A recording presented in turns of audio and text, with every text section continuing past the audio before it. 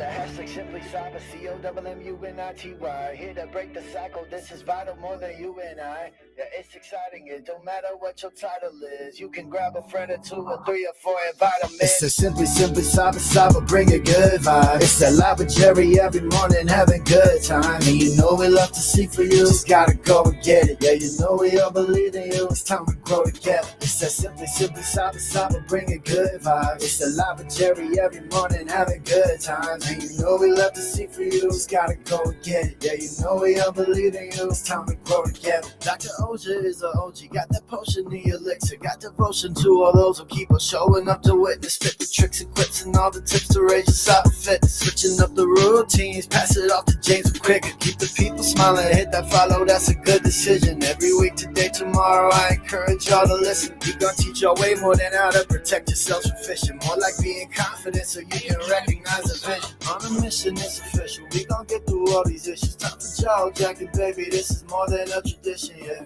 Oh, I can't forget to recognize the mods. They the engine, they the reason that you leave and feeling charged. It's a simply cyber, bring a good vibe. It's that live with Jerry every morning, having good time. And you know we love to see for you, just gotta go and get it. Yeah, you know we all believe in you, it's time we grow together. It's a simply cyber, bring a good vibe. It's that live with Jerry every morning, having good time. And you know we love to see for you, just gotta go and get it. Yeah, you know we all believe in you, it's time we grow together. Yeah. What else can I say? I hope you find some value in this place and have yourself an awesome day. Simply Cyber's here to stay. So let's all put our hands together ready. Time to hang with Dr. A.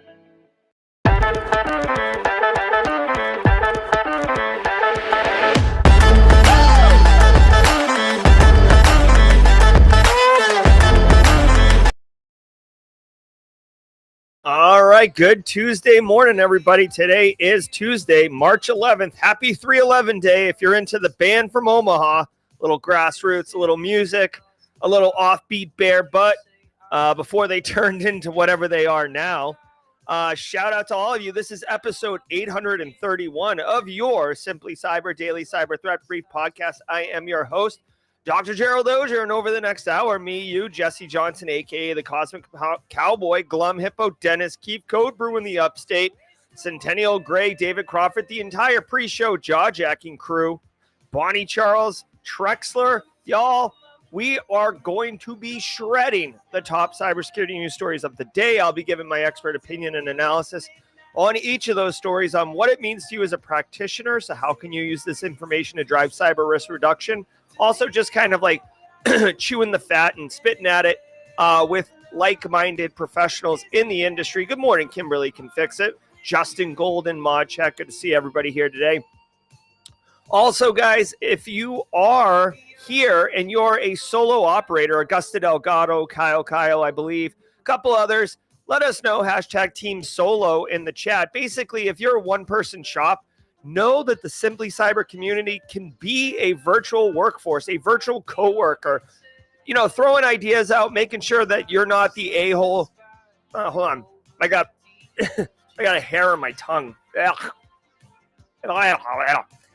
Making sure that, you know, if you got an idea and you're looking for a second opinion, we got you covered. And by the way, when I said, hey, listen, we're here to make, we're here to give you value so you can help drive cyber risk reduction at your business. You might be thinking, well, wait a minute, I'm just breaking in. I don't have business yet. Well, don't worry, my friend.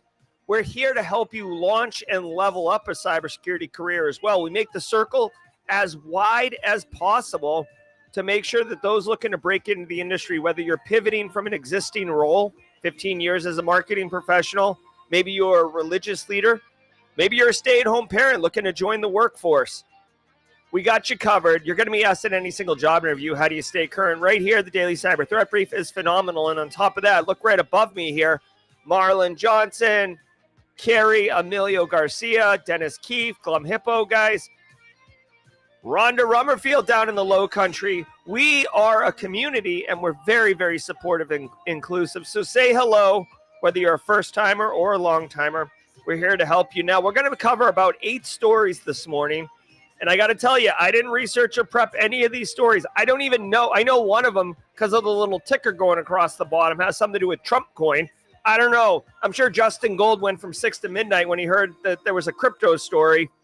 But we'll see what we can do. But honestly, I just want you to know I don't research or prep. Nothing in this show is staged. Ain't nobody got time for that. Ain't nobody got time for that. Now, before I go into the face-melting news of the day, before I start leveling everybody up with hot takes from the 20 years of experience I have in the industry, let me do a quick minute. James McQuiggan at 35,000 feet, sending an interrupt request on the show stream. James, thank you so much.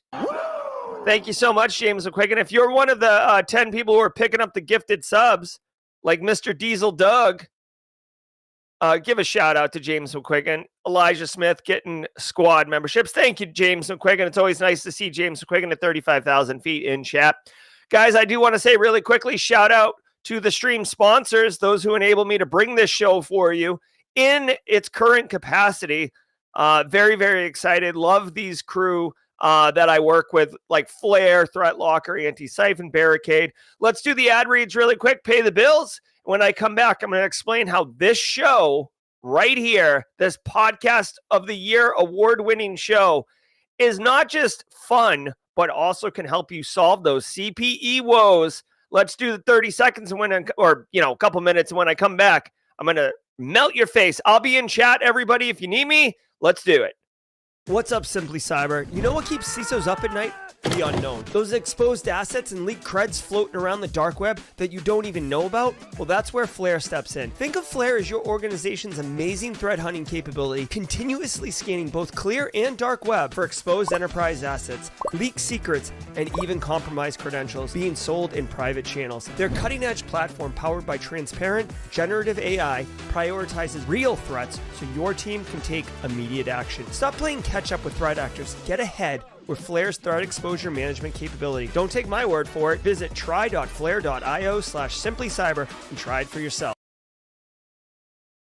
I want to give some love to the Daily Cyber Threat Brief sponsor, Threat Locker. Do zero-day exploits and supply chain attacks keep you up at night? Well, worry no more. You can harden your security with Threat Locker. Worldwide, companies like JetBlue trust Threat Locker to secure their data and keep their business operations flying high. Threat Locker takes a deny-by-default approach to cybersecurity and provides a full audit of every action allowed or blocked for risk management and compliance. Onboarding and operation is fully supported by their US-based Cyber Hero support team. Get a free 30-day trial and learn more about how Threat Locker can help prevent ransomware and ensure compliance. Visit ThreatLocker. Do you want cutting-edge, high-quality cybersecurity education, regardless of financial position? Check this out. I want to give some love and some praise to Antisyphon Training, powered by Black Hills Information Security. Antisyphon Training is absolutely disrupting the traditional cybersecurity training industry by providing high-quality, cutting-edge education to everyone, regardless of financial position. They bring industry professionals with years and years of experience into the classroom to teach you and anyone else who's interested practical skills that are in demand in the market today. And on top of that, the student experience is amazing, as you and hundreds or thousands in some instances of other students are actively engaging, networking, sharing tips, tricks, and experiences with each other, all live in the classroom. Go to antisyphontraining.com, check out their course calendar to see what courses they have coming up next. You won't regret it.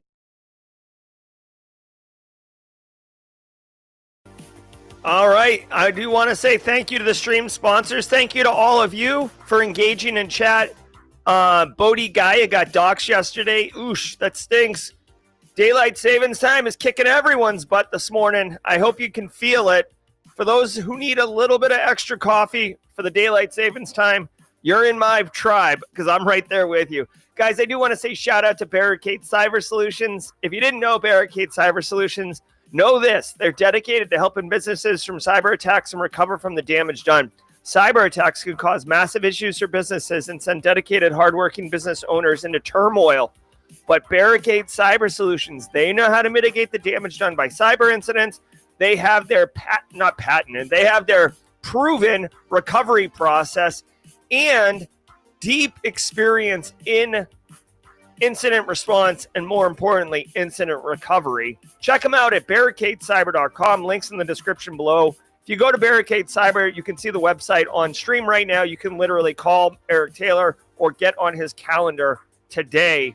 All about good times. Thank you very much. Now, I want everybody to know every single episode of this show, including episode 831. Oh my God, Ms. Julian's thriving off daylight savings time. Holy crap. Ms. Julian, please, if you if you like it that much, please take my daylight savings time too. Allow me to give you my daylight savings time. I'm dying. Every single episode of the Daily Cyber Threat Brief is worth half a CPE. So say what's up in chat, grab a screenshot. You can see Dennis Keefe right there, Team SC. Kia Ora from Brews and Hacks, Team SC. Guys, it's simple. Just say what's up, grab a screenshot, file it away once a year. Count the screenshots. Divide by 2 or multiply by 0.5. You choose your own math adventure. Either way, you can get up to 120 CPEs a year, which is way more than you need per year. Micah Yeagley in the hizzy. All right, simple as that. It is Tuesday, so everybody just know every single day of the week has a special segment, and Tidbits Tuesday is where I share a little bit of a personal, something about me with you to see what's up. Shout out, I'm just going to give a little teaser. Today's Tidbits Tuesday has something to do with how people in Massachusetts drive. And I learned to drive in Massachusetts, and there's certain techniques that are pretty epic that people in Massachusetts know. So George Strasburger, Boston Rob, anyone who's from that New England area, Miss Julian might even be able to pile in on this one. I'm going to share that Tidbit Tuesday with you at the mid-roll. But guys, we got work to do, so do me a favor. I'm going to take a big slug of this coffee, and then we're going to get ready to let the cool sounds of the hot news wash over us in an awesome wave. Let's get this coffee down the gullet, and let's get to work, y'all. From the CISO series, it's cybersecurity headlines. These are the cybersecurity headlines for Tuesday, March 11th, 2025. I'm Lauren Verno. 4 healthcare breaches expose over 560,000 records. Healthcare data breaches continue to pile up. 4 newly disclosed attacks hit more than 560,000 people, with the Sunflower Medical Group reporting the biggest incident. The Reseda ransomware gang took credit for attacks on both Sunflower and Community Care Alliance, while Bayan Leon claimed the breach for the Gastroenterology Associates of Central Florida. Stolen data includes Social Security numbers, medical records, and insurance details, some of which hackers did try to sell. All right, 500,000 records across 4 different healthcare institutes institutions. Really quick, this is a aggregation of cyber attacks. So, I don't know why they did it this way, but this is 4 different cyber attacks. And I don't know, maybe they're getting a discount on bundles. It's what's that? Aaron Rodgers discount double check or what? Progressive bundles. I don't know, but this is a Reseda ransomware attack, a Beyond Lawn ransomware attack, and maybe another one. Okay, here's the deal. Couple things. Number one, healthcare gets targeted often, right? If you work in healthcare, right, you know this, okay? Welcome to the party, pal. Welcome to the party, pal. Oh, also, I forgot to mention, if today is your first episode with us, episode 831, you just found us, or you just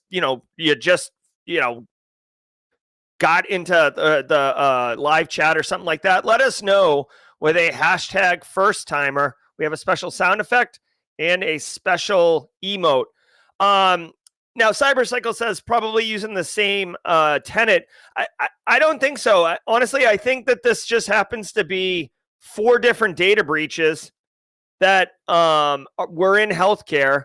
And, these, the state of Maine, you can see here, Maine Attorney's General Office does require you to disclose that citizens of Maine were involved in a data breach, like regulatory compulsion to submit the impact. So you can see here, Maine again. So what I suspect happened was Maine Attorney General's office just published these 560,000 record data breach across multiple breaches at once. And the news outlet just picked it up as one story. I don't think that there's the only correlation that I can tell, or the only correlation is that they're healthcare providers. I don't think that there's any association. It's not like they shared the same cloud-based EMR provider or something like that. I mean, this is a fine story. There's nothing here about how it happened. Here's the thing, guys. Like, when you have a disclosed data breach coming from, the Maine Attorney General office or from HHS OCR, all they're going to tell you is how many people were impacted and what data points were included in the breach. So in this one right here, Rhode Island-based Community Care Alliance was breached in July of 2024. Thank you for 9 months later letting us know what's up. And they got name, address, birthday, driver's license, social, diagnosis, lab results, insurance, and treatment information. Pretty thick set of data, but it doesn't say how the Rhode Island-based Community Care Alliance was breached. Was it a malicious USB? Was it a phishing email? Was it insider threat? Like, none of that information is going to be provided because that's not what the Attorney General office or HHS OCR, like, that's not what data breach notification is required to tell you. It's required to tell you, hey, you've been breached. Here's the data assets, and here's your free 1 year, not free. Here's your 1 year privacy identity theft protection, right? Whatever. This sucks. I do want to point out really quickly, just yet another piece of evidence to support this. Breached in July, investigation completed in January. So 6 months later. So if you think if you think an incident takes a few days to respond to and work through, think again. Really quick, we got a first timer in chat, Skate Rat. Welcome to the party, Skate Rat. Welcome to the party, pal. Yeah, so anyways, there's a little bit, I've said it before on the stream, but I'll say it for Skate Rat's purposes here. Sometimes organizations will want to drag out an investigation in order to delay reporting. My eye roll is strong with this one. You're eventually it's gonna have to happen at some point. But it sucks for me and you, right? So, me and like Synac Time and Jamie Fleck. Jamie Fleck's in the house. Jamie Fleck also learned how to drive in Massachusetts. So Jamie, stay tuned for Tidbits Tuesday because I'm going to drop a bomb about how awesome Massachusetts people are. So anyways, this Community Care Alliance, they got breached, but it's me and you whose social, diagnosis, lab results, and insurance information got leaked, which means threat actors had 6 months in order to do crime using our information that we had no idea about. So it sucks, frankly. It's not good. It's not a good situation where it basically it's asynchronous the way the impact happens, right? Company gets hit and you and I are the ones who suffer for it. I also want to point out too that like it used to be back in the day, like these businesses all had to report to HHS OCR. I promise you. Okay. And it used to be back in the day that was a thing that you didn't want to do, but at this point, like it doesn't even matter. Like getting on this thing is like a footnote. Here, look at this really quickly. Come on. I have zero tolerance. This is the HHS OCR wall of shame. You can see under current investigation. Look at this really quickly. Okay. Community Care Alliance, Rhode Island, 115,000 records. Breach submission date, March 1st. So 10 days ago. This is the story we're talking about right now. You get a little bit of information. Network server was hacked. But is anybody, like, here's my thing. Is anybody, like, dude, I have an eye doctor appointment today. Okay. Spoiler alert. I think I'm going to be getting glasses, which means we're going to be flip-flopping Jerry Guy and Dr. Gerald Auger. Jerry Guy won't be wearing glasses, I believe, after today. But no one's going here and making decisions on who their healthcare provider is. I'm not coming here and being like, oh my God, Community Care Alliance had a breach of 115,000. I'm getting a new healthcare provider today. No one's doing that, okay? So, I mean, look at this. If you have over 500 records, Charleston area, Charleston, West Virginia, 67,000 records. United Back Care, 18,000. Hold on, New Era Life in Texas says everything's bigger in Texas, 330,000. Dude, there's so many friggin' data breaches happening so often that the news can't cover it enough. Bainbridge in Decatur County, Georgia, 120,000 records. You know what I'm saying? All right, let's keep going. Cyber attack allegedly behind X outages. Elon Musk blamed a, quote, massive cyber attack on multiple X outages on Monday, while hacking group Darkstorm Team claimed responsibility. According to Down Detector, reports of outages spiked throughout the morning with peaks at 6, 10, and 11:30 a.m. Eastern Standard, impacting tens of thousands of users. As mentioned, Newsweek and other outlets report that Darkstorm Team, a pro-Palestinian hacking group known for targeting NATO countries and Israel, took credit for the attack via Telegram. Now, while Musk suggested a large coordinated group or nation state may be involved, X is still dealing with intermittent issues as of this recording.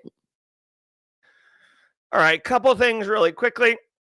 If you are following along with CISO series, they've linked to the wrong story. So they linked to some type of I guess Dig is making a comeback. Okay.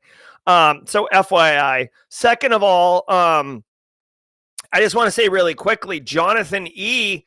has a job interview this morning for an ITGC compliance analyst role. So good luck with that. Super pumped for you, Jonathan. Okay, so yesterday, Twitter had a denial of service attack. It just goes to show you, even some of the largest websites on the internet suffer denial of service attacks. Also, I don't know if it's cringe to say Twitter. I guess I just came up calling it Twitter so often that it just seems weird calling it X. I do know that there was mixed reaction. I was on Black Hills InfoSec talking news yesterday, and it seemed like West Coast people did not suffer X outages or Twitter outages. I honestly, I find Twitter to be pretty toxic nowadays. I don't like Twitter. It seems like the algorithm that's pushing crap into my feed is very sensationalized, so I just avoid Twitter for the most part. So I did not experience it. Now let's talk about this. At least 3 outages took place through a distributed denial of service attack. 40,000 reports flooded Down Detector.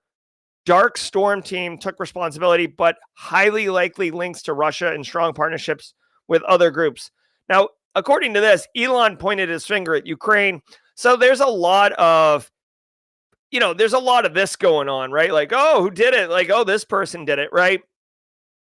Who knows? Guys, denial of service attacks are not easy to do attribution with.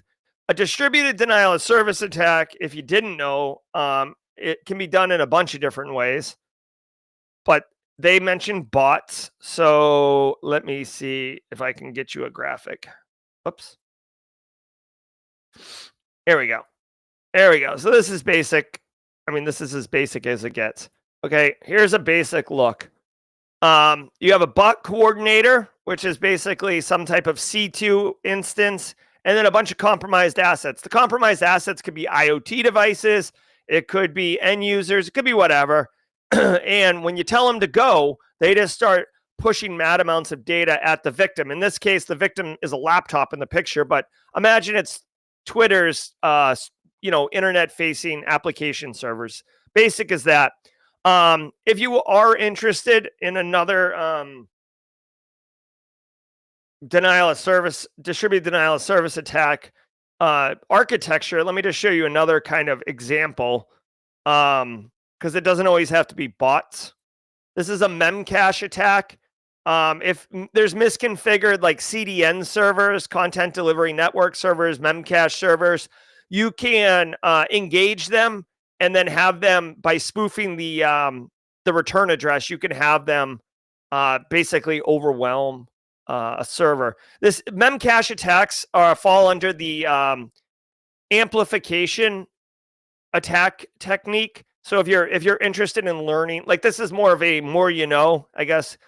Squad members, let me go ahead and do a more you know emote. Where's it? There you go. So don't think distributed denial of service attacks have to be bots only. You can do a amplification attack. Okay, so there's that. But anyways, long story short, X got it. No big deal. Honestly, if a denial of service attack has to remain up, like a network bandwidth overwhelming denial of service attack has to remain active and ongoing. You can do a denial of service attack other ways. You can flash a firmware and do a wiper virus, and like that's also denial of service technically, but this type of one, it doesn't have to maintain. The reason that it's very difficult to do attribution is because if you look, all the attacks are coming from like compromised assets or coming from, hold on 1 second. Or coming from these bots. So like tracking backwards up the botnet to figure out who is the attacker in this instance is not easy. It's not trivial. You can do misattribution, all these other things. So then it just becomes quite easy to do like, oh, it was Ukraine. Oh, it was Russia. Oh, it was United States. Like it just becomes easy to like throw ideas out without any real capability to provide attribution. TLDR, X got hit with the denial of service attack. Elon is like super polarizing right now for many, many reasons, whatever. Case against MGM ransomware attack dropped. The Federal Trade Commission has dropped its case against MGM Resorts International over the company's handling of personal data stolen in a 2023 ransomware attack, citing a shift in the administration. The agency had sued MGM in 2024 to enforce a civil investigative demand, or CID, but after President Trump took office, the FTC withdrew the case. MGM has already paid $45 million to settle lawsuits from the 2019 and 2023 breaches, which exposed 37 million customers' data and cost the company $100 million in losses. All right. So we famously, the MGM Resort got hit with a cyber attack. I believe it was Lapsus Group that did this, which was like the young, 18 to 22-year-old Brazil / UK. I think somebody in the UK got arrested for it. Let's see. So the FTC, who basically is representing us as consumer, or no, that's FCC, right? Or is it FTC or FCC? I think it's FTC is the one that's like supposed to protect consumers. Looks like Section 5 of the Act around safeguards under the Graham-Leach-Bliley and the red flag rule was not followed. They refused to provide information, filed a lawsuit in Nevada. Let's see.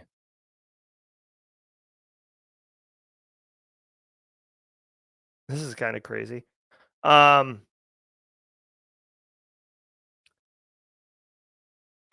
don't understand what's going on. So there's like federal regulations that MGM Resorts did not follow. There was an investigation, or there was like a some type of court thing, and it's been scuttled by the Trump administration. Okay. I don't know what to tell you. The casino giant agreed to pay $45 million to settle multiple class action lawsuits related to the data breach. Does that mean each of us are going to get like 30 cents or something? I don't know. Here's my thing. Guys, there's a lot of... This has nothing to do with Trump administration, okay? There's a lot of laws. There's a lot of regulatory requirements, around reporting and having proper security and stuff like that. It sounds like MGM Resorts wasn't following something and they're not really going to be held accountable for it, basically.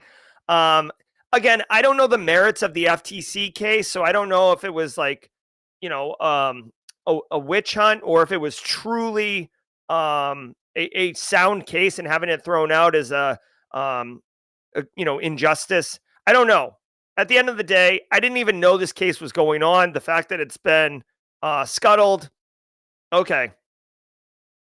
There you go. I don't know. I mean, this was from 2023. I will tell you, fun fact.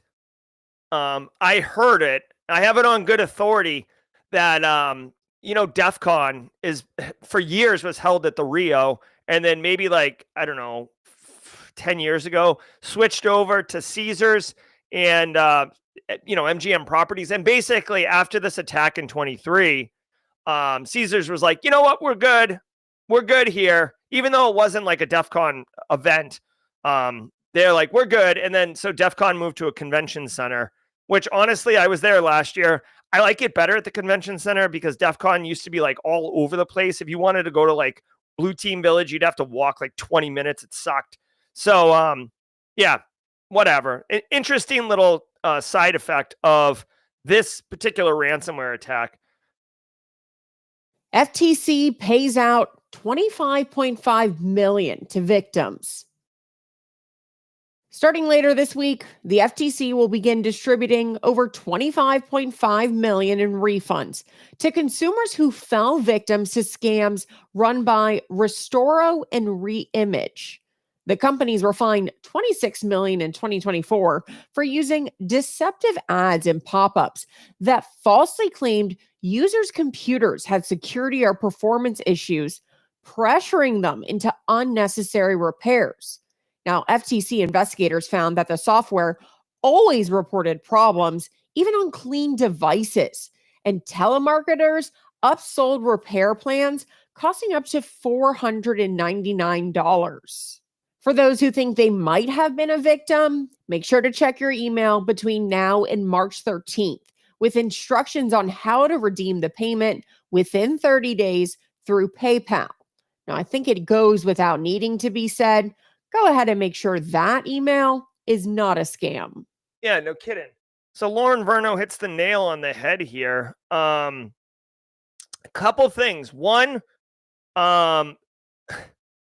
this is insane. Okay, so this has nothing to do with criminals and threat actors like Indian call center scammers getting you on the phone and pop up saying you're infected and then getting you to install AnyDesk and then taking over your phone and ripping you off. If you were a victim of an actual cyber crime, you aren't going to get anything. This story right here is unbelievable, frankly. So there was a legitimate company, like I am not a violent person. I would love to punch this person in the mouth. Okay.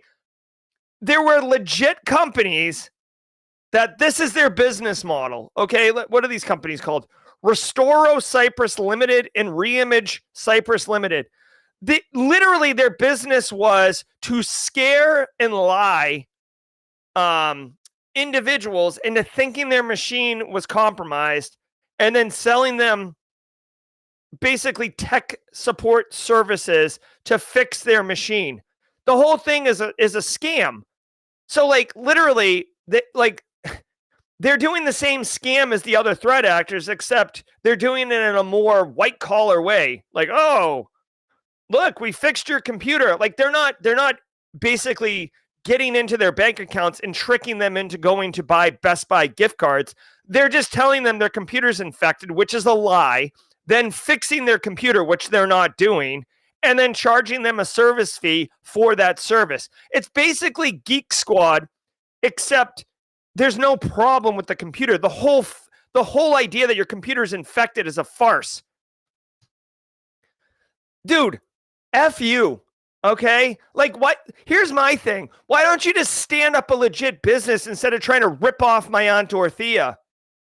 I'm glad the FTC caught these guys. Now, having said that, they're going to pay people back by issuing PayPal payments. I guarantee you, Lauren Verno said it in the story. I guarantee you, if I'm a threat actor, I'm getting my PayPal scam lined up. I'm going to take this FTC story. I'm going to link to it. I'm going to say that I'm doing a PayPal refund, and then, basically do the scammer playbook. I'm going to send you a PayPal thing. I'm going to make it look like I'm supposed to send you $5, and I'm accidentally going to send you $5,000. Then I'm going to tell you that I'm going to get fired unless you send me $4,995 back, which is how I'm going to rob you. Again, I don't promote cybercrime. I'm just explaining how the threat actors do it. It sucks. Because if you were, I don't want to say ignorant, okay, so that's not the right word, but if you were unaware enough to fall for this tech support scam, you are prime for falling for a PayPal scam. It sucks. What I would recommend you do is, here's my thing. I don't know how you validate that the PayPal refund is legit. Hopefully there's some type of communication or whatever, but I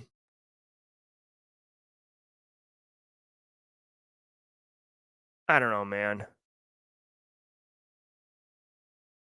So much scam, dude. Like, trying to run a legit business and you see stuff like this, like TurboTax from Intuit marketing free software that isn't free, and Avastrum selling its users browsing data. Like, can't you just be a legit business doing legit things? Why does everybody have to be so, like, mustache twirling? I hate it, man. We have enough problems with, like, real cyber criminal threat actors. We don't need our neighbors and community members ripping us off too. So anyways, there's nothing for us as practitioners to do. You may want to use this as an opportunity to educate your end users around these type of scams and how the FTC is paying you back. But I'm telling you, if you're getting hit by a call center scammer, you're not getting your money back. Come on. Thanks to today's episode sponsor, Vanta. Do you know the status of your compliance controls right now? Like, right now? We know that real-time visibility is critical for security. But when it comes to our GRC programs, we rely on point-in-time checks. But more than 9,000 companies have continuous visibility into their controls with Vanta. Vanta brings automation to evidence collection across over 35 frameworks like SOC 2 and ISO 27001. They also centralize key workflows like policies, access reviews, and reporting, and helps you get security questionnaires done 5 times faster with AI. Now that's a new way to GRC. Get started at vanta.com/headlines. That's VANTA.com/headlines. Let's go.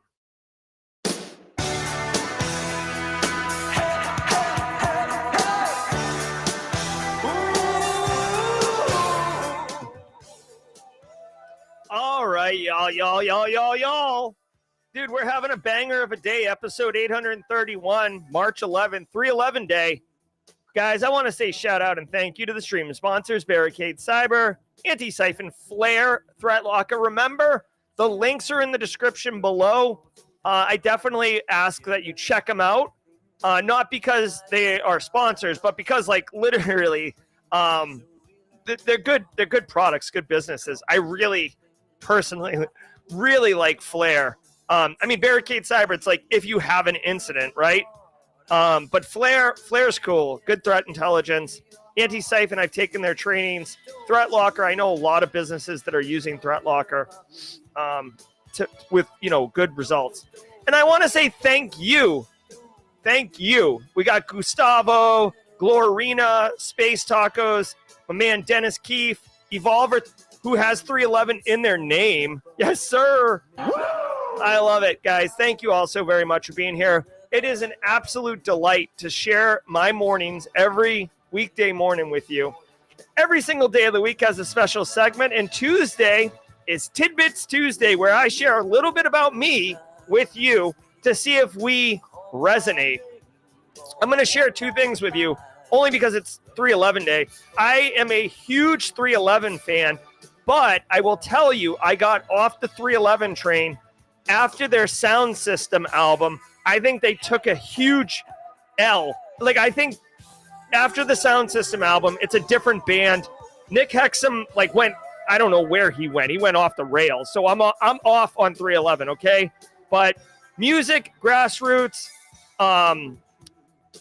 Transistor, phenomenal work. Okay, so let's talk really quickly about Tidbits Tuesday. I did this yesterday, and it occurred to me how awesome this is. So listen really quickly. I learned how to drive in Massachusetts. We have something called a Boston left. If you don't know what a Boston left is, I'm about to tell you. And if you are learned how to drive, Dennis Keefe, Jamie Fleck, George Strasburger, if you learned how to drive in Massachusetts, you know what I'm talking about. Here's the deal. You come to a four-way intersection and you're taking a left.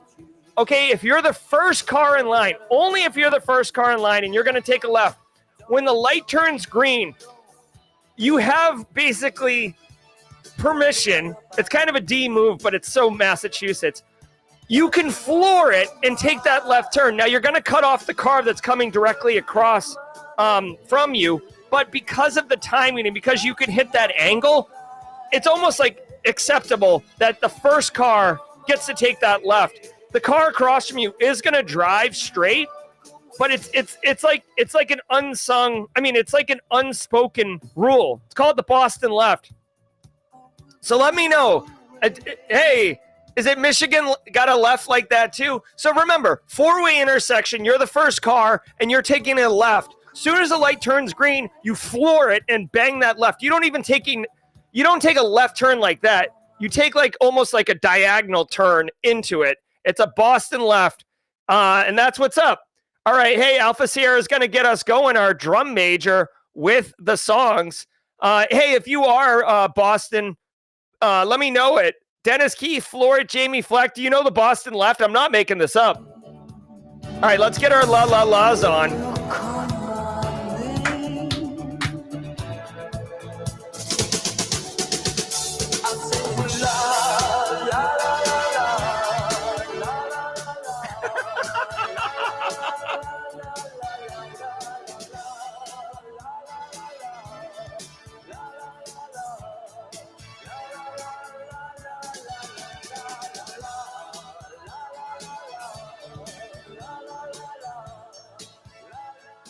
Yeah, I love.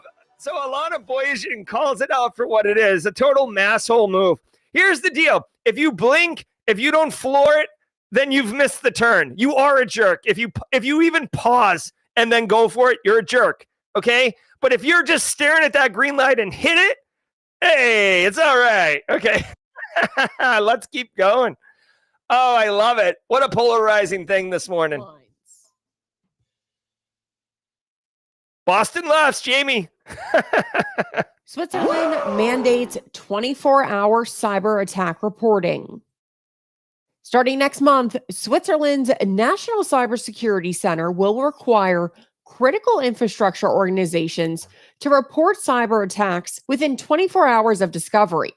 The mandate, part of an amendment to the Information Security Act, applies to utilities, local governments, and transportation providers, covering incidents like data breaches, extortion attempts, and malware infections.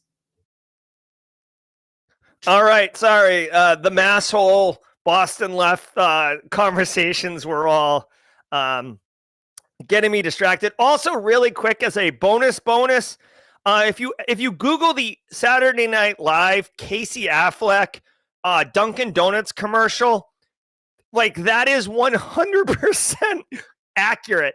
100% accurate. We might even have a chance to watch that together. SNL, Casey Affleck, Dunkin' Donuts. 1,000% accurate. Okay, so Swiss critical sector faces 24-hour cyber attack reporting rule. Based on the title alone, I'm going to let you know there's been a lot of effort in various capacities in various jurisdictions over the years for cyber attack reporting rules. The state of South Carolina, for example, has a 72-hour rule if you have suffered a breach that involves PII of South Carolina citizens. HHS OCR has a reporting rule as well. I can't remember what it is off the top of my head, but these reporting rules it's double-edged. Okay, so first of all, this is why when you have an event that turns into an incident, that turns into a breach, you're very, very careful to not say breach, okay? This is part of the reason because a clock starts ticking. Guys, 24 hours is not enough time in a lot of instances to even get your head around what's happening. So, I mean, you could report it and then, I guess send updates and stuff like that. Let's see. A lot of cybersecurity incidents. People are thinking, oh, if we notify quicker, that'll have some type of value. It doesn't. Here's my thing. When you get hit with a cyber attack, right? Like, let's say that I'm a Swiss critical infrastructure and Gulra is another critical infrastructure and Eric Taylor is running, Swiss water and Justin Gould's running Swiss sewer. Okay. If I get hit with a cyber attack and I'm like, oh, I'm reporting there's a cyber attack on me, the very next thing that's going to happen is people are going to be up your butt being like, well, what's it look like? What are the IOCs? How did it happen? And you're like, I'm literally trying to respond to this incident right now. I can't help you with these requests right now. And like, basically it muddies the water, in my opinion. Now, Eric Taylor will be here for jaw-jacking after the show. Might be a great question for him if he has the time on what are his thoughts about these reporting rules, and whether or not it actually helps or hurts. Honestly, I feel like when things like this come out, 24-hour reporting, 72-hour reporting, these are policies that are coming from people who don't work in cybersecurity, who don't like throw bows in the trenches and understand that this looks great on paper. Oh, just notify us. The sooner the better. But is it actually improving communication? Is it improving response times? Or is it causing more harm than good? We'll talk about that with Eric Taylor. Trump coins lure victims into ConnectWise attack. A phishing campaign is spoofing the cryptocurrency exchange Binance, luring victims with the promise of up to 2,000 free Trump coins to trick them into downloading the ConnectWise RAT. Now, the attack uses realistic branding and a fake Binance website to distribute malware, giving attackers remote control over victims' computers within minutes. Trump coins, a meme cryptocurrency launched by President Trump in January of this year, remains volatile, but still makes for effective bait. The phishing links contain Binance-Web3 to appear credible, but the .ru domain should raise red flags. Meanwhile, Cofense researchers say they are still working to find out who is behind the campaign. It's a .ru TLD. It's a Russian website, period, full stop. And it's working. Okay, so if you can get this information out to your community, your end users, good. Just be careful because it is Trump coin, because it is Trump, because it will be just polarizing and divisive by the nature of what it is. You may your message may get lost in the communication. But here's the deal. It could be Trump coin. It could be Hawk Tua coin. It could be FIFA World Cup coin. It doesn't matter. Right now, Trump coin is hot, okay? That Hansel's so hot right now. And there's a lot of people who are like, oh, I need some Trump coin in my life. There's a lot of people who are super into Trump, right? We see MAGA hats all over the place. Like there's like a super, super loyal base for Trump, right? So Trump coin is obviously very desirable and appealing to people. So if you're offering, this is a classic phishing scam. Instead of scaring people into like your account's going to be closed or you're going to have money stolen, this is the other side of it. So you can offer something super desirable or you can offer something super scary in a phishing email. This one's super desirable. If you complete some action, you will get 500 Trump coins. There's a lot of people, especially in the United States right now, who are getting laid off. The economy is in shambles. There's people who aren't sure how they're going to make ends meet, make rent. Doge is, there's many people who have lost their jobs because of government efficiency, right? So the appeal of having money for doing something and getting in on the Trump coin for free sounds great. Well, obviously, the entire thing is a scam. They're using typo squatting here with binance-web3.com/RU. This is just a Russian website made to look like Binance. Binance is a crypto exchange. When you do it, you download an executable. You're going to click right through. Yes, hey, this is a pop-up. It's coming from the internet. It seems dodgy. It's not signed certificate. Yes, yes, yes. Give me my free Trump coin. Boom, you are compromised. Per Eric Taylor, they say ConnectWise, but it's actually Screen Connect.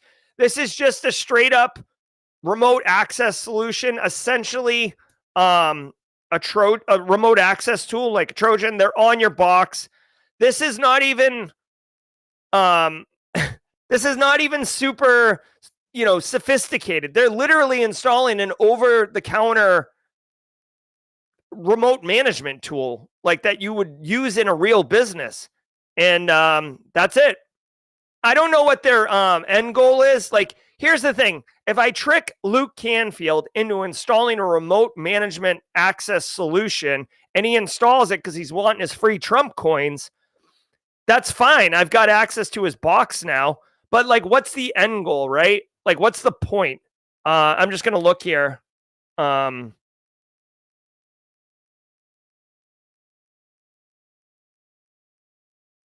All right, yeah, so once they install, the attackers rapidly take over their computer systems. Yes, no kidding. They have remote access. What's the point, though?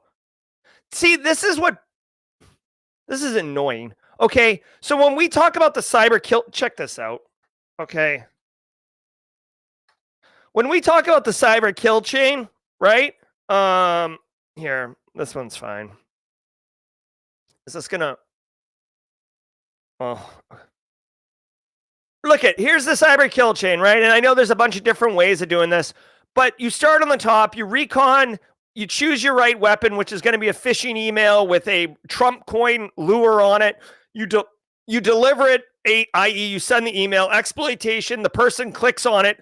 Luke Canfield installs the executable, clicks through everything, the installation occurs, then C2 happens because you've installed a remote access solution.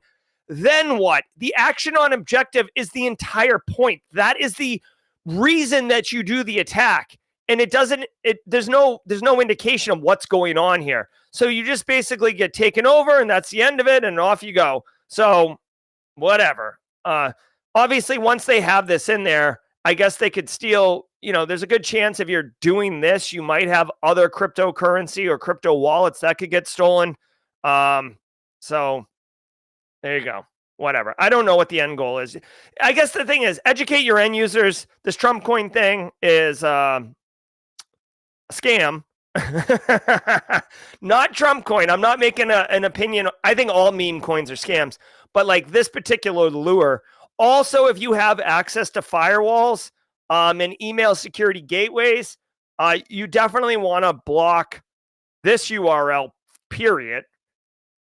You may want to make the decision to block.ru in general. That's a business decision. I don't know if you're doing business with .ru websites. I personally am not, so it's easy to block it at the TLD.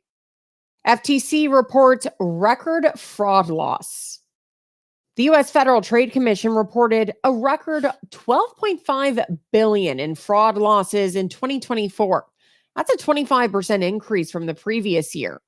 Investment scams were the largest contributor accounting for $5.7 billion in losses, while imposter scams followed with $2.95 billion. And in a turn of events, younger consumers, particularly those aged 20 to 29, were the most frequent victims. Yeah. All right. So check it out. Fraud is so hot. That Hansel's so hot right now. Guys, fraud has been a thing since people had money. Okay? You have money. I want it. I commit fraud. I take it instead of working hard for it. Okay? And this is the proverbial eye.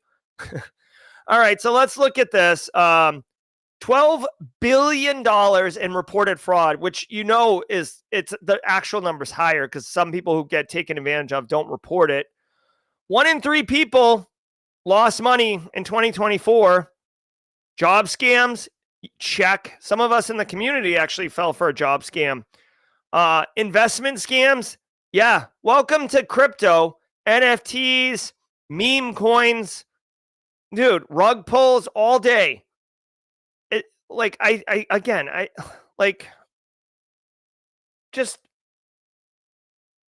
Just as an example, okay? Hawk to a coin. Oh, wait, hold on. Let me see this. Can we see? Look, Hawk to a coin. You want to take a guess when the coin launched? Here. And then instantly, the scam occurs where they cash out and take all the money. Okay, this is not this is a scam. They're all again, do your own research. This isn't a financial channel. I'm not offering financial advice. I don't have all the evidence, so perhaps it's not a scam. For all intents and purposes, many people are calling this a scam. Okay, you could choose any of these things. Look at. Here's another one. This one is particular near and dear to my heart since I was involved in this one as a scam. So gross. Cunning Wolf Society. Can we look at the activity on this one? These NFTs all time. Here's another one. You want to look? Guess where I bought in. This is it, dude. It's going to continue happening. Scams are happening. People are giving their money away. And they mentioned young people, 20 to 24, biggest victims. There's a thing called financial nihilism that's going on right now. You can ask Jay Crypto about it. Unfortunately, people are essentially gambling because interest rates are high. There's a lot of, people are basically just gambling. Okay. And unfortunately, a lot of sophisticated criminals are aware that this is happening and taking advantage of people. I would educate your end users around. See, again, this isn't really a cyber story. You can educate people on job scams and meme coin scams and stuff like that. I've said it before on the channel. With job scams, that's a good one because a lot of people will try to be secretive when they're trying to find a new job at their current job, which means they're willing to not explain things or do dodgy things, and install, some job scams will have you install something so they can do a technical analysis of you and you're actually installing malware. So it is what it is, guys. This should come as no surprise. This is a massive number though. $12 billion. Damn. Google pays big to bug squashers. Google says they awarded nearly $12 million in bug bounties to 660 researchers through its various vulnerability reward programs last year, bringing the total payout since 2010 to over $65 million. The company revamped its reward structure, offering up to $300,000 for critical vulnerabilities in mobile apps and up to $250,000 for Chrome bugs. In addition to standard VRP payouts, Google also launched new initiatives like the Cloud VRP and AI Bug Bounty Program, with a significant increase in critical severity bug reports contributing to higher reward amounts. This is awesome. Okay, so VRP or vulnerability responsible disclosure programs, or I guess vulnerability reward program is what they're calling VRP. But basically, it's a responsible disclosure program allowing security researchers a vehicle to submit bugs to Google and get paid for it, right? Which is a financial incentive to get them to perform the work. These bug programs have existed for some time. HackerOne, BugCrowd, Integrity, if you're in Europe. These platforms are basically interfaces between businesses that have software that wants to get security research or pen testing done on it and security research. Now, one thing that's awesome I want to say is this is good money, guy. $12 million, like that's real money. This isn't like $200 for a vulnerability. This is like legit money. Second of all, you don't have to have 5 years of experience to become a bug bounty security researcher. You don't have to have a security plus. You don't have to have a college degree. My 12-year-old kid could technically get on HackerOne, find a bug, submit it, and get paid. Okay, so this is a great field balancer. Okay, now having said that, finding bugs is not trivial. You don't just like fall out of bed and a bug appears for something like Google Chrome. Okay, so I don't want to misrepresent that it's easy to make money doing this. There's a lot of people who get wooed by seeing some of the bigger names in industry making lots of money. Nahamsec actually found $100,000 bug a couple months ago, which is pretty awesome. But anyways, the important thing is that these rewards are going up in value. People are doing it, and you can do cloud, you can do applications, you can do SaaS, you can do all sorts of different things. So don't sleep on this. They also mentioned KVM CTF, which I'm not familiar of, but CTF is a usually CTFs are capture the flag contest. And this is for kernel-based virtual machine hypervisor bug bounties. So, some of these are much more challenging, but honestly, guys, if you're like going through a computer science program right now and you're deep in the thick of like operating systems and you're looking at Windows sysinternals, you're taking a cybersecurity program and you're learning reverse engineering. We talk about this all the time. If you want to take it to the next level and go beyond just the classroom, this would be awesome to work on. There's no reason, there's no prerequisites on getting to work on these type of bug bounties. So get after it. I love it. Honestly, I'd like to do more with HackerOne personally. I wish I had more time. I do not pretend to be like a super bug bounty person, but just from like a fun experience perspective, I would love to do like Jason Haddock's bug hunter methodology course and go to HackerOne and find a bug. I know Tyler Ramsby has made multiple videos on how to get CVEs and stuff like that. That's not exactly what I'm talking about, but TLDR, if you're a practitioner and you're looking to get some experience and some cred and something for your resume, you may want to look at bug bounty programs. Either the Google one here, or like I said, HackerOne is a platform that actually allows you access to all sorts of different organizations, right? So like, here's just some that everybody's heard of: Adobe, Zoom, PayPal, Uber, right, etc. Yeah, very cool. All right, let's keep going. It seems like you can't throw a stone. All right, that's going to do it. Hold on really quickly. Don't go anywhere, because we got jaw-jacking with one Eric Taylor, Chief Forensics Officer at Barricade Cyber. But I want to let everybody know that this Thursday at 4:30 p.m., my good friend Brandon Stevens is coming on as my guest for Simply Cyber Firesides. And it says Solution Architect, InfoSec Pro. Basically, the whole thing about this is, if you've ever heard someone say, why don't you try sales in cybersecurity, right? What does that mean? How technical do you have to be? How good does it pay? Is it a pain in the butt? What's imposter syndrome like for a role like that? Brandon is going to answer all those questions.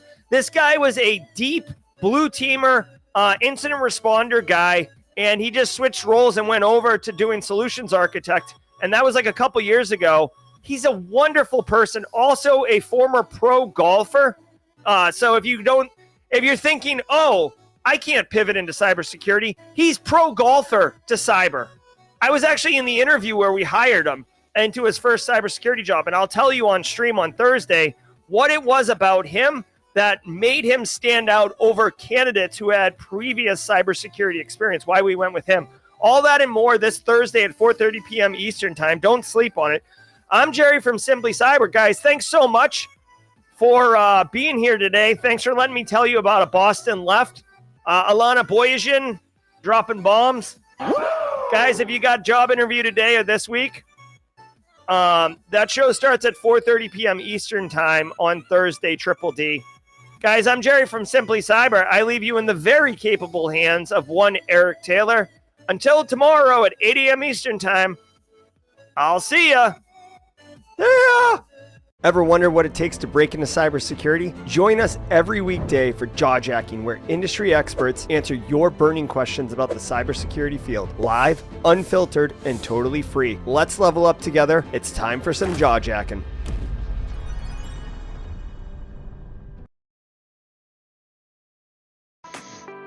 Good morning, good afternoon, good evening, wherever the world you are. Thank you so much for sticking around for Jawjacking. I greatly do appreciate it. If this is your first time here, my name is Eric Taylor. I'm the CISO and Chief Forensic Operator here at Barricade Cyber. And we, like I said, we do digital forensic incident response. And I'm here to give you the technical rundown of questions. So I don't play very high level. I don't do very good at 30,000 views like the Jerry does, but I am here to give you technical breakdowns on things that's going on. So definitely let me know your questions. Let me turn down that music because that's even loud in my headphones.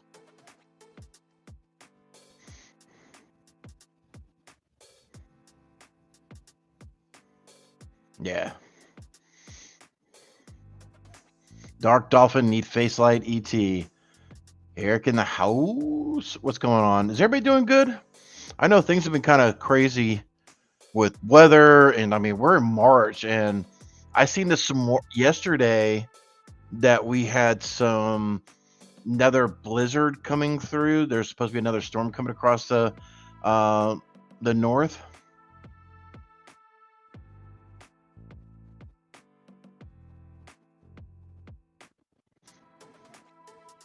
Question, can you talk about 24-hour to cyber attack story?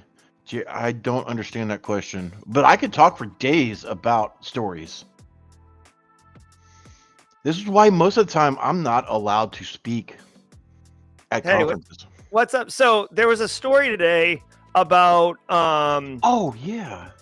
There's a story about a regulation coming in Switzerland that if you get attacked, you have to report within 24 hours to the government. And the state of South Carolina has a 72-hour report, and there's been other regulations around reporting. And I was talking about how a lot of times within 24 hours, you don't even know what the hell's going on. I'm curious, with these reporting requirements, what have you seen as to its benefit or detriment to doing incident response? That's the question. Gotcha. Appreciate the clarification. So yeah, that rule is kind of bogus, at least in our world. So a lot of times it is around determining the level of impact, right? And that's a lot of times why DFIR firms use legal firms to help with that process. One, it protects us on what we're doing to make sure it's covered by attorney-client privilege, and we let the legal counsel determine the word breach, and that starts the effective clock. Switzerland, I'm sure, is going to be the same thing where legal people are able to go and do the same thing. A lot of times we use IC3 because we're working with federal government to allow us more time to do our forensics. So, we got tools of the trade, so to speak, just like anybody does. I mean, if you're running an MSP, you're an in-house IT, you're running SOC, you have your custom ways of doing things. It's the same thing over here. So these guys are, wanting to mandate that you let us know in a certain amount of time. I just kind of roll my eyes. I'm like, okay, y'all keep barking. That just means we got to identify your impacted residents a lot sooner. And I referred to this one before, and I know Kimberly has posted it, but we had a new version. But this is literally the book that I use on any new engagement because it tells me literally state by state, and the book comes out, gets updated every year. I go pick it up every year at one of my conferences, and it tells me what level or how many people need to be impacted for it to be where you have to notify the state AG, Attorney General, things of that nature. What's included. Is it just name and address? Is it name, address, phone number? Is it full name? Is it abbreviated names? There's every state Attorney General literally has their own methodology for breach notifications. So you got to definitely know that. And the legal people know it a lot better. I just use it as a reference. Like, okay, this is going to be a big one. We need to at least let counsel know based off of our discovery call that this is what we're dealing with. So that way they can prep up their e-discovery efforts. How y'all feeling about the vibe of the music? I'm kind of digging it. I think it's doing a pretty good job so far. Let me go through here. I think I've pinned.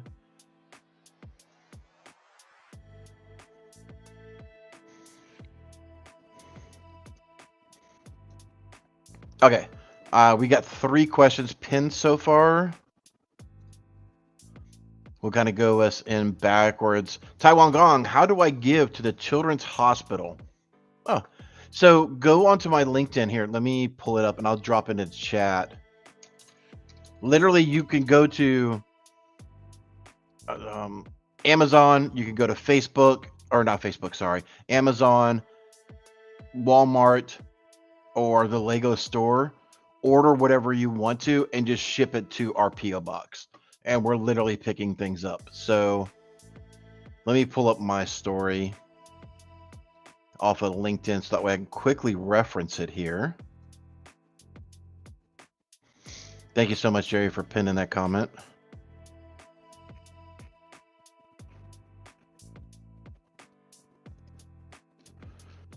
We have over, or we have just under, we thought we had over 200, but we're at 184 boxes for the MUSC. Okay, here it is.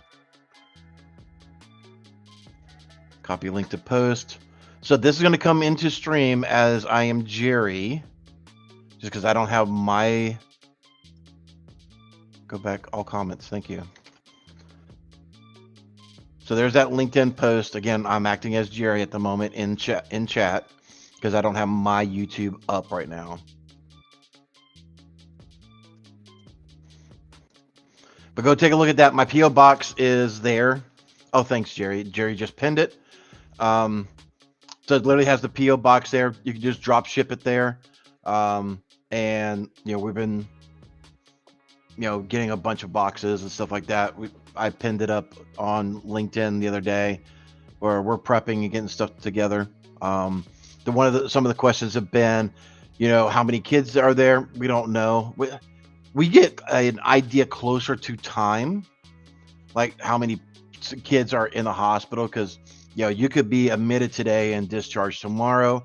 Some of them are more long term, but we can get like a more concrete number of, this is how many kids there are. They're roughly this age range, because they can't disclose too much because of HIPAA laws, right? But they know we work very closely with them, so that they're a little bit more willing to give us broad idea numbers, if you will, without breaking HIPAA laws of who's there, so we can make sure we're getting them taken care of, right? So at the last minute, we'll probably be making some more personal purchases, just so we try to balance out boys and girls and things of that nature if we think that's appropriate. So we'll be kind of going through that. Hopefully that answers your question, Taiwan Gong.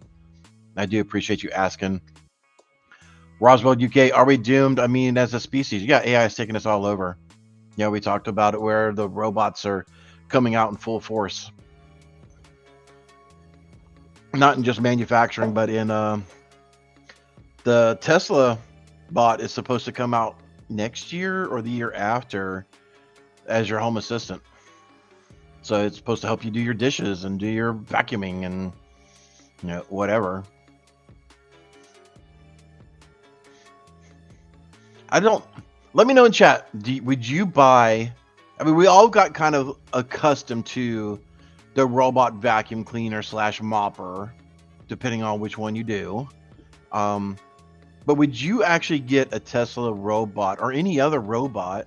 You know, I'm not trying to just single out Tesla because I know that's, you know, Elon's a spicy topic right now. But take politics and all that out of it. But go back to the robot. Would you buy a home assistant robot to help you do your dishes, do your take out your laundry, or do your laundry, take out your trash, things of that nature? You know, I almost want to get one, but I do worry about the personal privacy implications into that, right?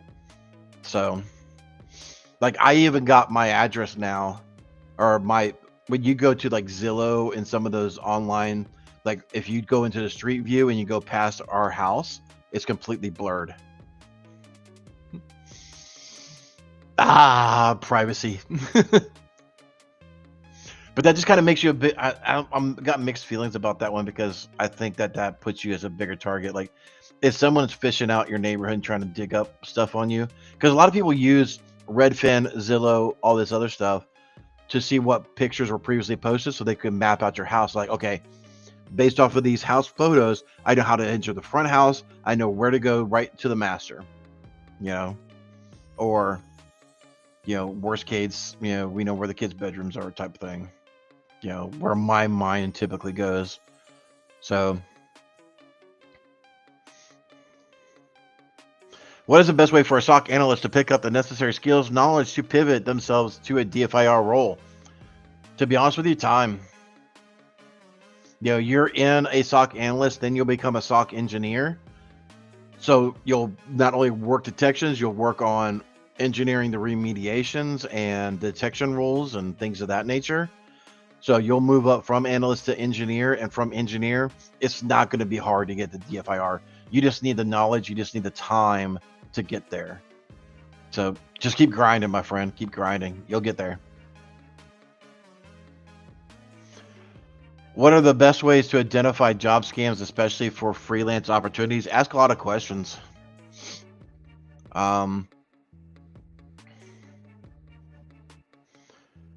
Required deposits. And, you know, if they're going to wire you money, set up a separate bank account. Seriously. You can call your primary bank account and say, I just need a separate checking account for incoming wire deposits. So that way the scammer doesn't get a chance to withdraw money out of your primary account. That's what we do. You know, the stuff that comes in by wire doesn't come into our primary account. It's just there long enough for bookkeeping to note it, mark the invoice as paid, and transfer it over to our primary. It is literally an inbound receivable account. Literally, that's all it is. So a lot of banks do allow like very minimal, you know, fees for that, like maybe $5 or $10, depending on it. Some of them even offer free checking. I mean, you don't have to spend a lot of money. It's literally a separate one, and then you go into your online portal. You see the deposit, you transfer it over, and do that with your checks too. So you're like, okay, we received your check, we're depositing it. As soon as the funds clear, then we'll get started. So I had to do that a couple of times. They're like, well, we don't want to give you a deposit. Well, then we're not working for you. And it doesn't have to be a 50% deposit either, right? It could be a 10, 20%. But you want to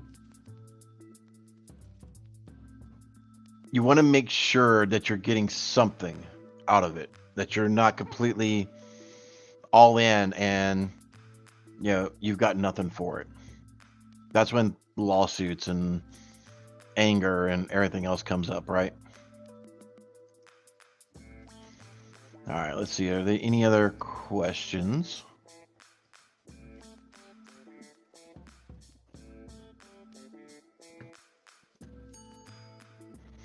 Is 3 Laws safe? Oh, from iRobot. Yeah. I mean, theoretically, but we've seen what happened with iRobot.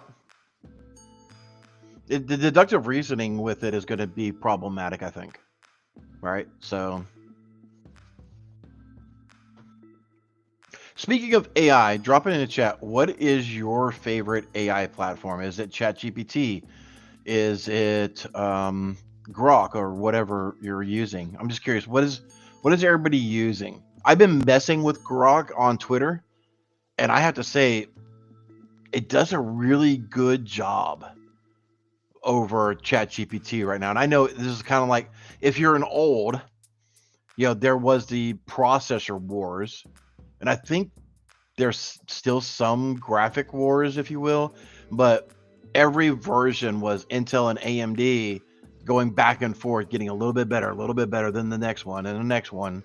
So, I think the AI quote unquote wars is going to be the same thing where Grok 3 is better than the rest of them for now. And then ChatGPT will come out with their next version, and then it's again. I just think it'll be. Kyle says his one is Sentinel-1 Purple AI.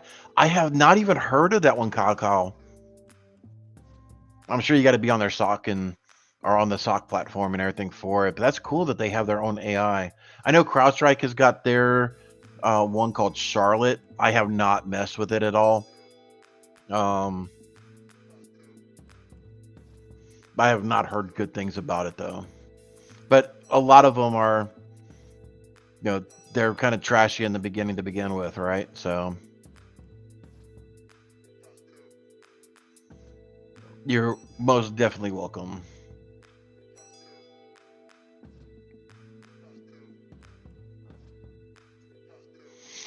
I lost my job as an independent contractor from a job that miscategorized me, so they had no financial obligation. Yeah, I mean, that's the problem with being an impact. I mean, your contract is over. You're done. And that's the downside to it, right? So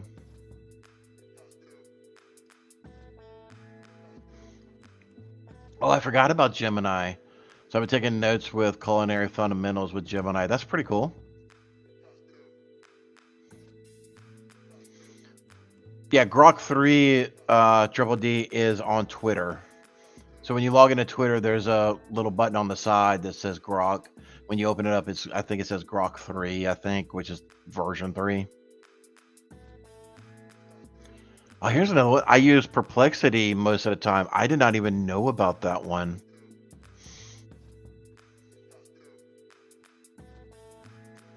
Okay. I've been using ChatGPT for a lot of project lately. Very cool, Luke.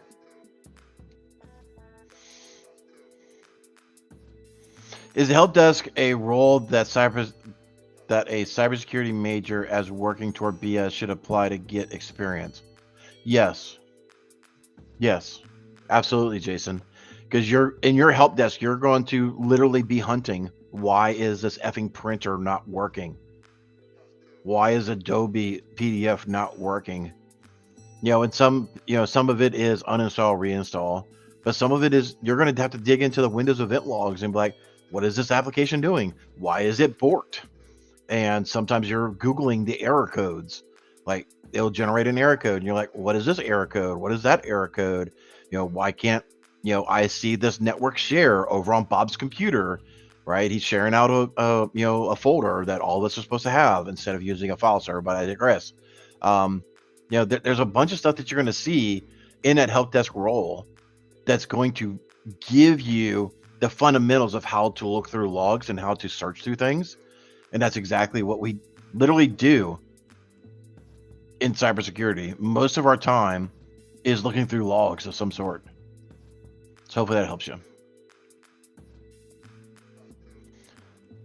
Zimmer says, I try to use every tool available. Yeah.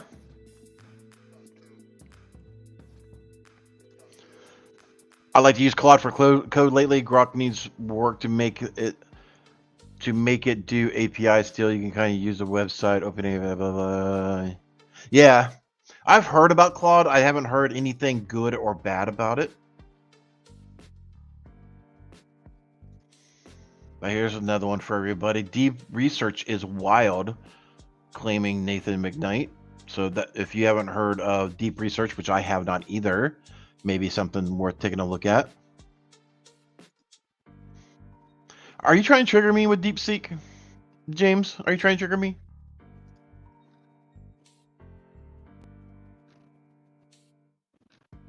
All right, let's try to get caught up. Let me check mod chat.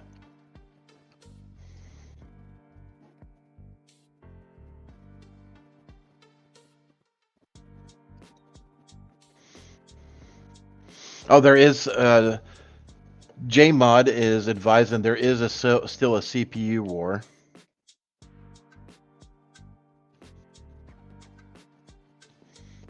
Or you're saying that is still a CPU war? Okay.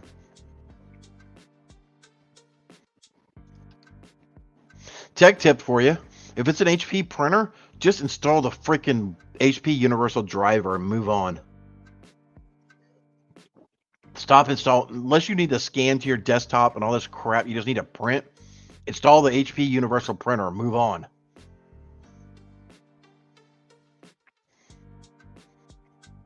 If you don't know what it is, go look it up. It will solve 99. And also, the other printer issue is typically the software sets it up for WSD, which is like a host name discovery. I forget what does WSD stand for. It's Windows something discover, maybe search discovery. I forget.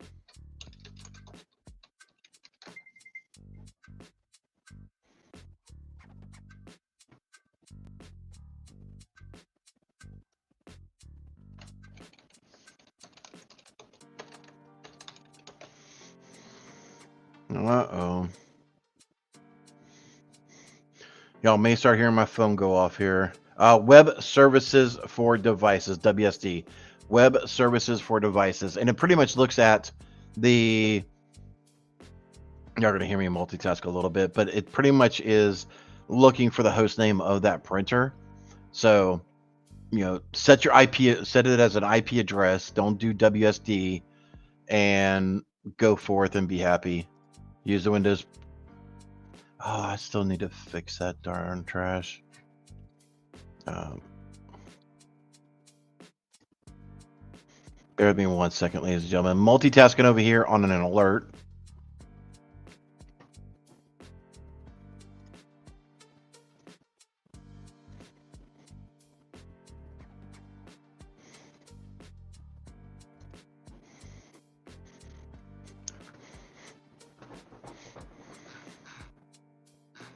Let's see.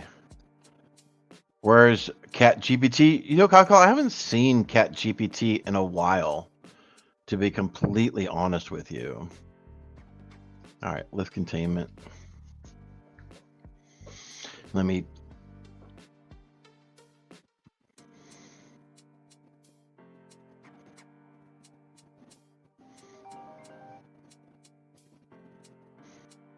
Acknowledge, resolve. Okay. Sorry, we got some new workflows over here, so kind of going through some of the bugging and stuff like that. So thank you all for all that. Lexmark is good. Yeah, I'm not saying anything negative about any of the other printers. I just know HP is problematic with a lot of their install packages and things of that nature, right?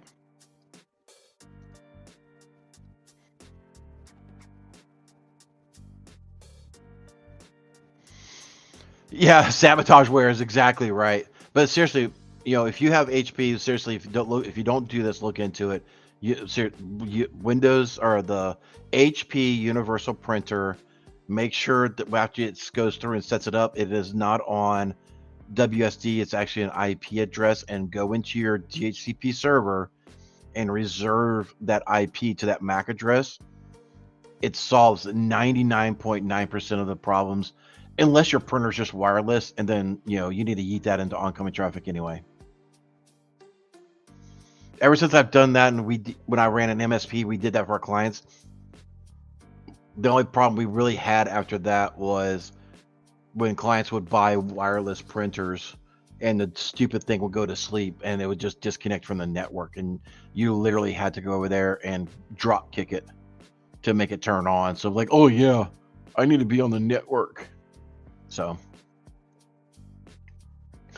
all right, I'm a newbie to the world of cyber. Okay, hey me, welcome to the party. And currently doing my cybersec level 3 NCFE, wondering when gathering threat intel, what are some good questions I should be asking in an event of attack? Literally the who, what, when, where, why. Who did it? Was it system? Was it user? Was it process? Was it whatever? When did it happen? What was impacted? Why was this allowed to execute?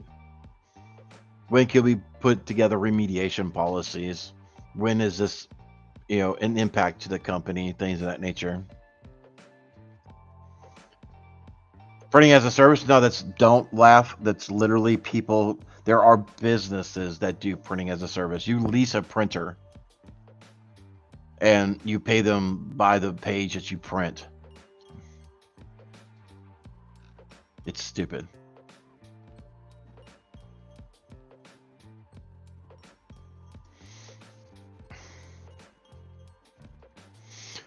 How do you feel about the INE certs? Kyle Cock stopped right there.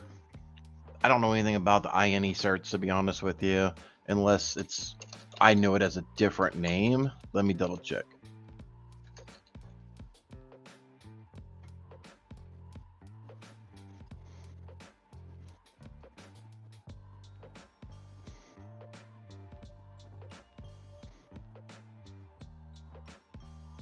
Yeah, I'm not familiar with this one. This definitely looks like a Chinese certificate.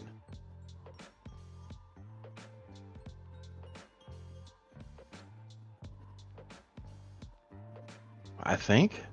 Let me throw this in Google Trans. This almost does not look like Chinese. What language is this?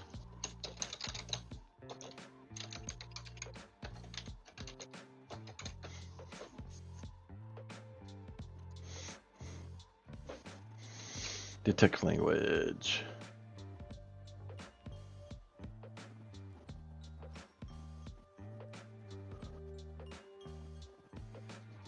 Hindi? Okay. But it definitely looks like a non-US.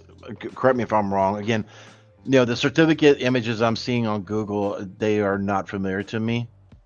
So I'm not familiar. I just don't know much about it. But, I don't know much about their certs, what classes they're offering. I was just looking at the cert platform itself, or the certificates that they issue out. But if their training is good, then, rock on. Question from Nathan McKnight. What made you decide to go with DFIR, right? Yeah, so DFIR, digital forensics and incident response, is kind of two roles kind of sandwiched together like the beloved peanut butter and jelly sandwich. Digital forensics and incident response are literally two roles. That's why I always say when people say, if you're in SOC analyst, can you pivot to DFIR? Yeah, because incident response is part of SOC, right? So you're responding to an incident. You got an alert, you're responding to an incident. Does it require digital forensics? 9 times out of 10, no, but that's the SOC analyst definitely helps you pivot to it. I was getting back into cyber, just trying to find my place in the world, and just needed something to do. And I was doing a lot of pen testing, things of that nature, just wrecking freaking TeamViewer over the head with so many mallets, and doing pen testing for clients and just all this other stuff. And I got brought in on a couple engagements, and they're like, you're over here doing all this pen testing, have you thought about doing forensics? I'm like, no. He's like, well, it's basically the same thing. Instead of hunting for vulnerabilities on web apps and stuff like that, you're looking for you're on the other side looking at the logs to figure out how did they get into the web app, how did they get into this app and that app. I'm like, okay, so I got thrown a couple small cases and I started digging into it and everything, and I loved it. So Been in it ever since.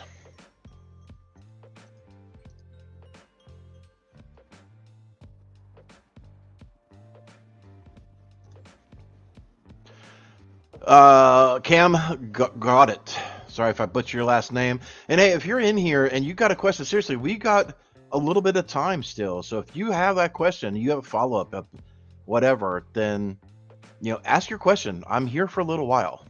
So I literally just looked at my calendar. Yeah, I don't have anything pressing unless something emergent comes up.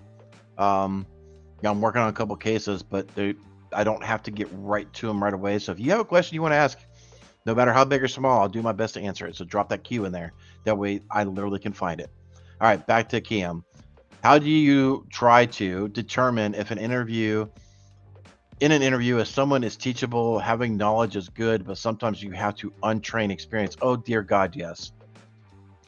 Really, it's all about the conversation during the interview. I'm an a-hole. I really am. I've calmed down a lot in the years, but especially during the interview process, if I'm really trying to figure out if someone's going to adhere to what I need them to do, then I will push the buttons, right? Like, can I get this person? So we'll go through and say, okay, we're investigating this, that, or whatever. What's your mentality on this one? And again, we're doing 30,000 foot view, mock scenarios by the seat of my pants, typically using like tabletop scenarios. So I just come up with an event and just see what they say about it. And then if I throw out, well, what about this, knowing to myself whether it's a right or wrong answer, I'm trying to get feedback on that individual. Like, how do they take that criticism or that suggestion or whatever? And if they're just snarky and pissy or whatever, then I'm done. I'm like, okay, good point or whatever, and I just move on.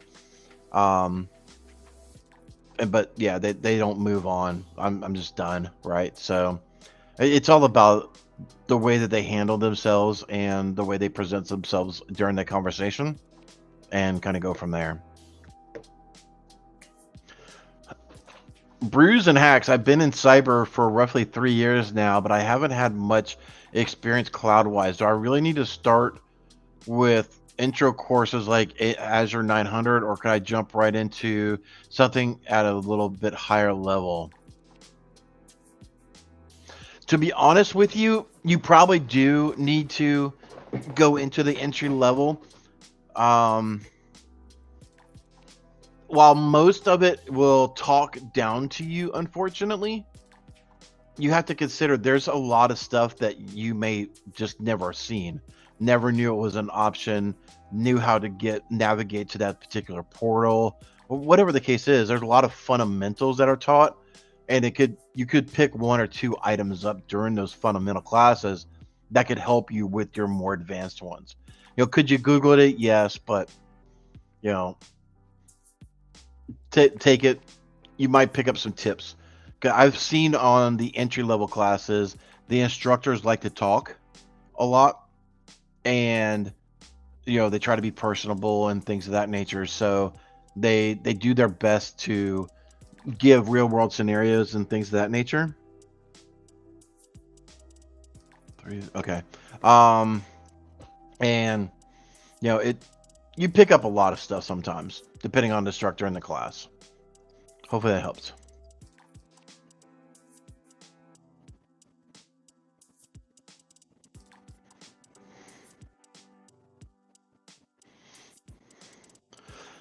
Cam, are you upset that your pop culture reference became Eric Taylor Swift instead of Coach Eric Taylor from?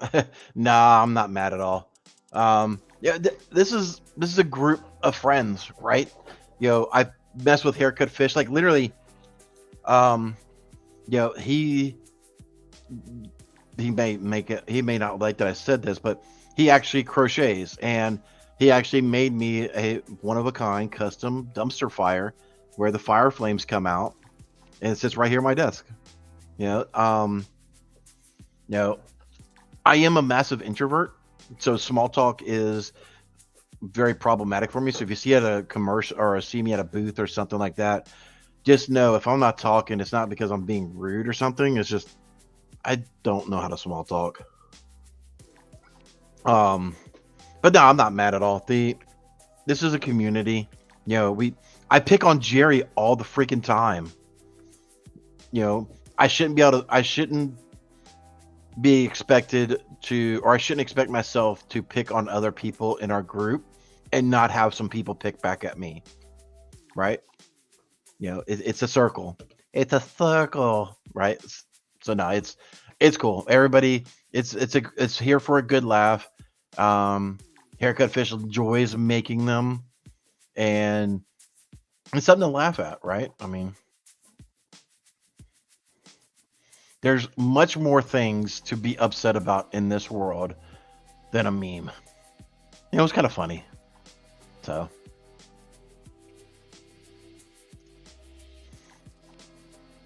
what would you be the recommended path from vulnerability management to DFIR SOC analyst? Unfortunately, vulnerability management is a different beast than forensics and incident response. You're patching like nobody's business. I'm not sure, mods, or if you're still here, can you let me know, did Jerry talk about that GitHub repo that I posted yesterday in mod chat? Sorry, I was literally going back over to my old office this morning to pick up some more Legos because somebody looked up our company name on Google and found the company address and shipped the stuff there, which is fine. Those guys and gals over there are very cool. But being remote, like everybody is remote, we don't have an office anymore, so they're kind of cool. It's like, yeah, you can use this as a shipping edge or whatever, and you know, I give them a couple bucks or whatever as a thank you for holding my crap. He did not. Okay, so let's talk about this for a second. Let's bring this up. So Jerry did not talk about this, and hopefully I'm not about to steal his thunder, because he may have had plans of talking about this because the question came up on vulnerability management. Bear with me 1 second. Copy text. All right. So I'm going to drop this into chat. Again, I act as Jerry because I don't have my YouTube up. Window. And because I'm just sharing my window, you don't have to worry about a bunch of sounds coming over. All right. So we'll move this over. Make me a little smaller. All right. Hopefully everybody can see this. So this is called CVE Prioritizer that we seen come over a couple days ago. It looks like it's been around for a little while. He's been working on it. But this little toy or repo or whatever you want to call it is pretty cool. It actually pulls in the Kev, it pulls in CVSS and the EPSS, which DJ BSEC talks about, and we do the tool with him. But it actually helps categorize it and really breaks it down. Break it down in priorities, what this developer recommended putting things into, and kind of going from there. So definitely check out that tool and see if that may be beneficial to your workflow.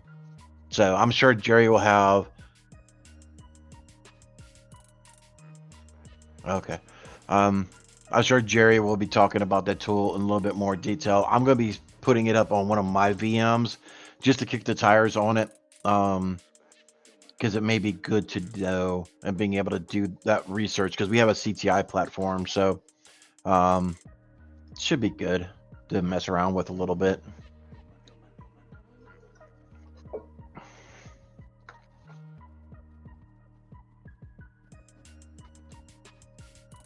All right, let's see. Do we have any new questions? Looks like we got a couple. Let me try to find them real quick.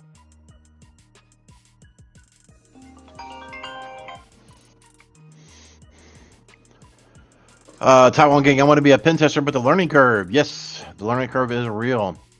And I've said it before, you know, back when I was 13, 14, 15, and I was doing my hacking, it was a completely different world of hacking. You know, the kids will look at me like, "Oh, you boomer." You know, it's a different world in hacking these days. It is. You know, we didn't have .NET, we didn't have Java, we didn't have all this crazy crap that you have to figure out these days, right? So I fully admit that pen testing these days is a lot harder because there's so much technology out there, and being able to learn the different items, it's painful. I'm not gonna lie at all. What are some entry junior networking role titles? What kind of work can be done? What kind of work would be done? Is it installing switches for the most part?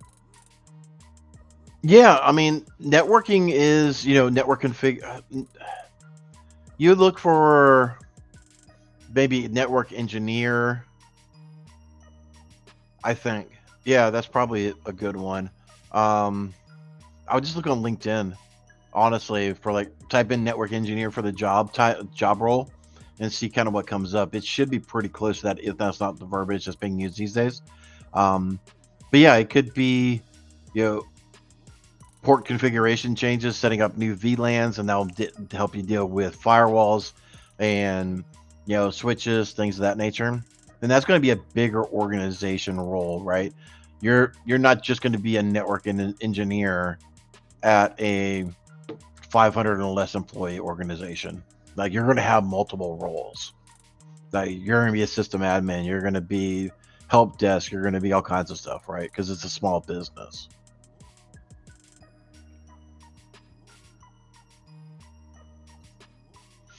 Feel ya, Eric. Really? Do you?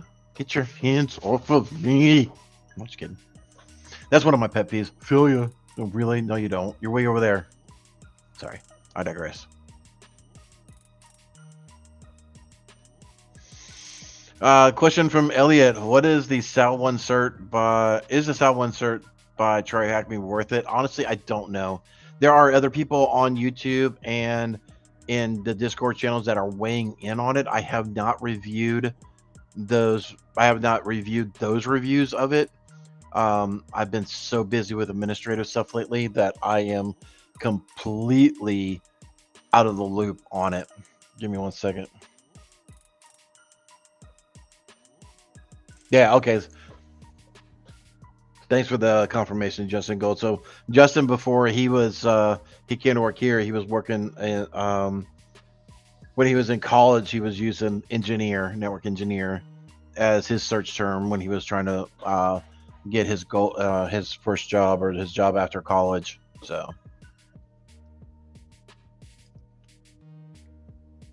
for querying, is there anything more valuable than grep? No.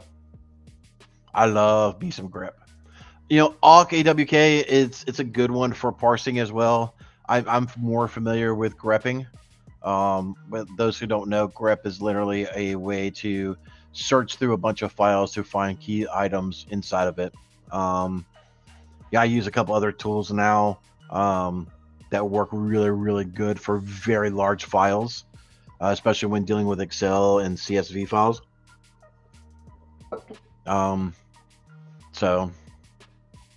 But yeah, grep is a very, very good tool.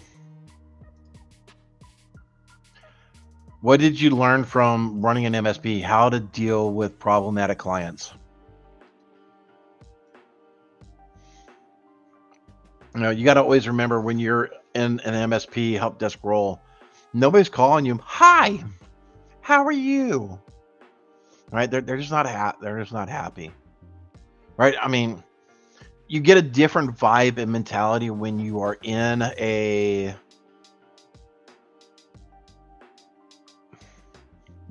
internal IT department, because you have those one-on-one relationships and stuff like that. But yeah, it's a train wreck.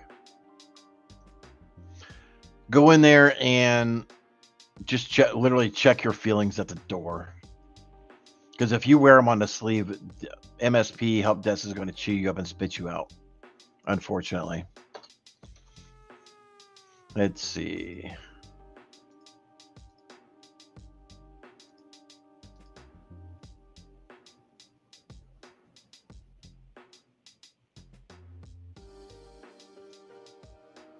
Taiwan gang, I got interested in hacking when I saw the movie Hackers and Sneakers in high school. I'm old school. Yes, sir, you are. And I'll tell you what, Taiwan gang, there's just because you're an old doesn't mean you can't do this, right? I mean, is there a lot to digest when we were there? Yes, there's a ton more to digest now, and be able to know, to understand, and be able to pivot from, and being able to do RCEs on and all that. But I'm telling you, if you actually look at stuff,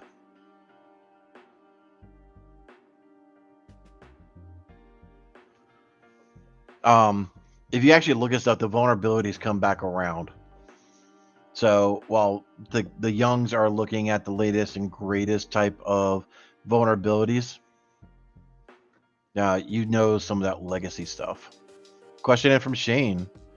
Your thoughts on Sysmon, and do you use it? Yes. I love it, love it, love it, love it, love it, love it, love it, love it, love it, love it, love it. It really does parse out so much stuff and gives you some of the nitty gritty of things. And it's a really, really good tool. You really should use it. We even got some of our what we call co-manager. We're in MSPs call it co-manage.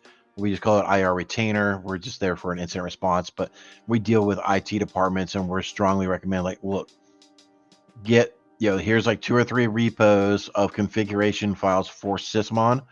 Take a look at them, to test them on your IT systems, and just look at the logging that's coming in here. Now increase your logging and monitor a little bit more. Once that's done and you feel good about it, deploy this, because you're going to see a lot more data in Sysmon than you'll ever see in Windows logs. Why Windows?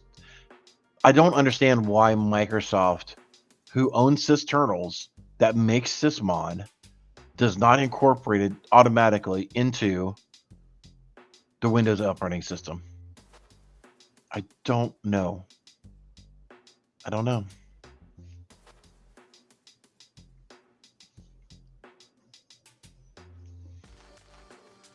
We are coming up to the top of the hour. I do have some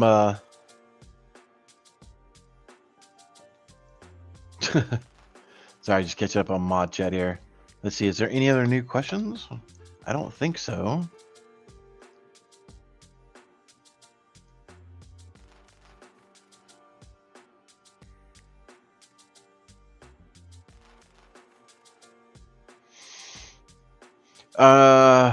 I might have missed this one. Sorry about that.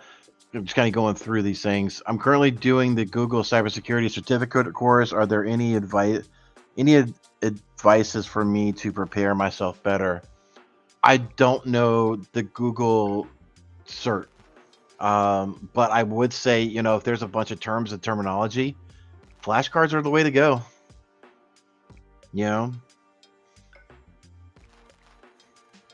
I would flashcard the trash out of it. And I would do it both sides too. So, like, what is NAT, or define NAT? And then on the back, you're of course writing the answer, but like mix them up and then read them and then flip it over. Make sure you got it right.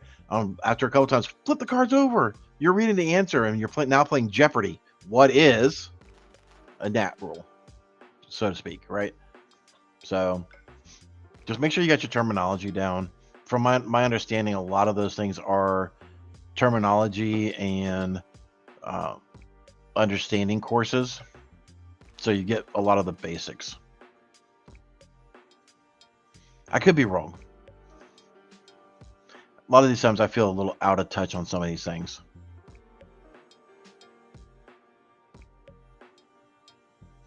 What certifications knowledge would be useful for mobile and wireless network security? I know Cisco had one. I know I kind of go to Cisco a lot, but Cisco's always been that staple.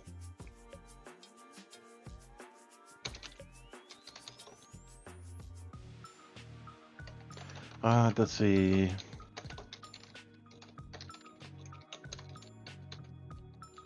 Off screen, I am typing.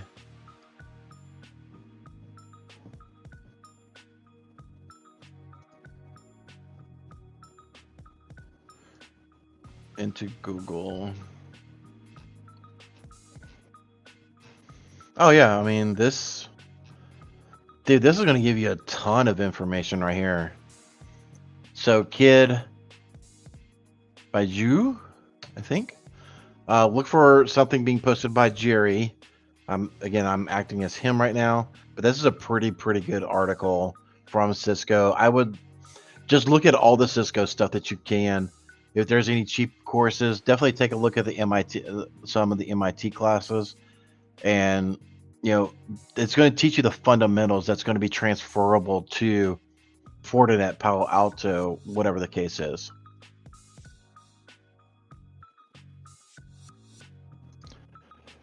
Question from May: is the TCM Academy certs and courses on pit testing worthwhile when it comes to learning, development, and jobs? From what I know about TCM, yes. I am not the proper person to ask about that anymore. I would definitely go over to Black Hills and ask them, like, hey, how credible do you view TCM Academy certifications when hiring? Right? And phrase it that way.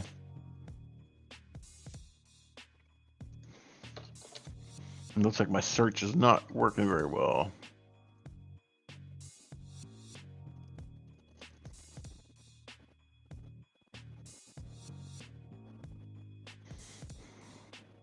Let's see. LinkedIn user.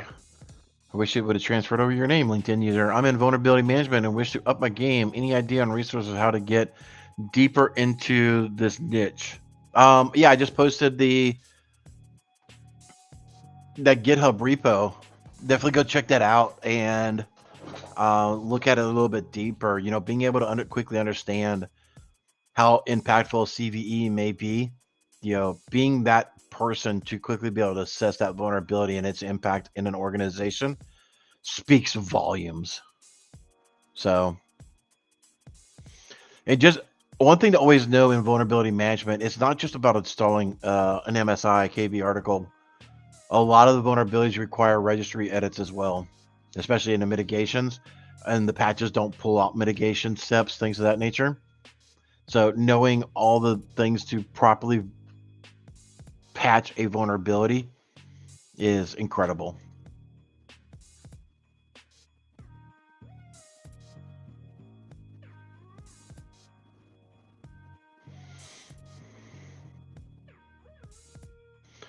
Let's see.